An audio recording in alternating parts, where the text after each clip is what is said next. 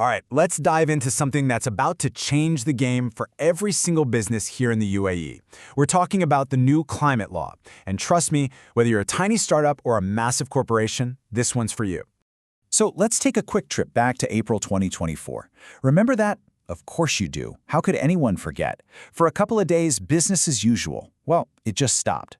Roads were literally rivers. The airport was a standstill. Supply chains just broke. It was a massive wake-up call, and it wasn't a phone call. It was delivered by nature. So the big question is, was that just a freak, once-in-a-lifetime event? Or is this our new business reality? Well, the government, looking at all the climate science, is betting it's the new reality. And that right there, that is exactly why this new law now exists. And that powerful memory brings us right into our first section, a new business reality. Here we're going to break down the what. What is this law exactly? And what is it going to ask of you and your business? Okay, so here it is, the official title, Federal Decree Law Number 11 of 2024. But here's what you really need to know. This is the UAE's very first federal law that makes it mandatory for all businesses, yep, that includes all the free zones, to measure, report, and then actually make a plan to cut their greenhouse gas emissions. You know, that's the stuff like carbon dioxide that's warming up the planet. Now, let's talk dates, because this is important.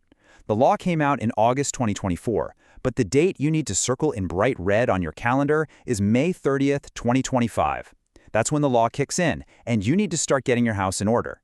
The absolute final deadline, no more extensions, is exactly 1 year later, May 30th, 2026. So yeah, the clock is officially ticking.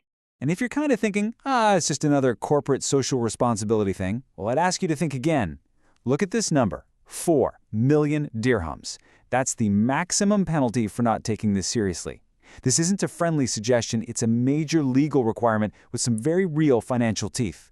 So, who's on the hook for all this? Well, the short answer is pretty much everyone. All private companies, and get this, there is no exemption for small or medium businesses. All free zone companies, JAVZA, DMCC, you name it, you're in. And of course, the big state-owned enterprises. Basically, if you do business in the UAE, you need to be listening. Okay, so we know what the law is, but that brings up a really big question. Why? Why are we doing this now? Well, that leads us to our next section, the stick and the carrot. We're going to look at the real motivation here, because this is about way more than just ticking a box on a new rulebook. It really boils down to two sides of the same coin. On one side, you've got the stick. You know, those huge fines we just talked about, maybe even getting your permit suspended, or being kicked out of big supply chains because you're not compliant. But then there's the carrot. And this is where it gets interesting. We're talking about real opportunities, like getting access to green finance, which can mean better loan rates, or finding huge cost savings just by being more efficient. This is how you gain a real competitive edge. And hey, this isn't just a nice theory. It's already happening. Big players like Emirates NDD are pouring billions into what they call sustainable finance. They're actively looking for businesses who are taking this stuff seriously, and they want to reward them. So getting compliant isn't just about dodging a penalty, it's about opening a door to serious new capital.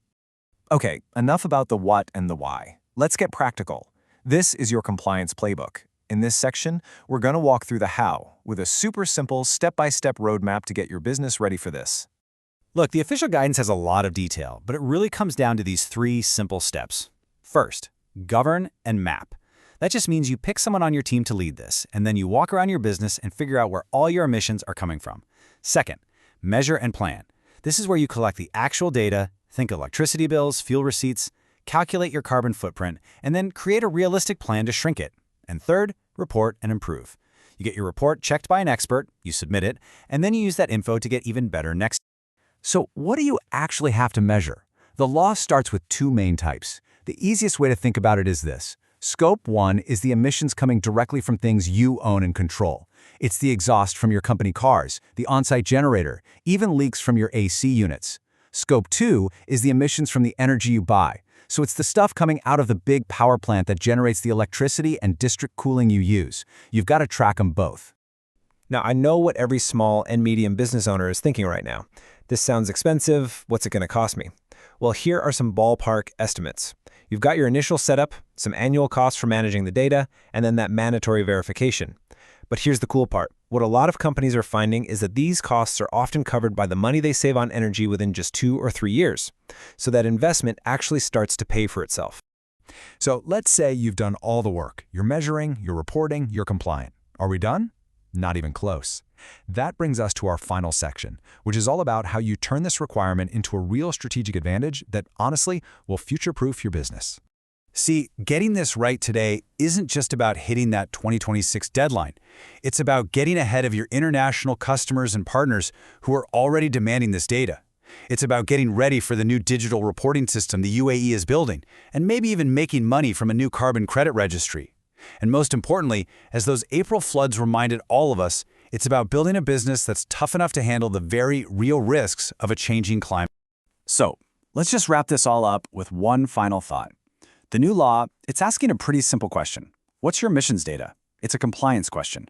But the market, your customers, your investors, your future employees, they're asking a much bigger, much more important question.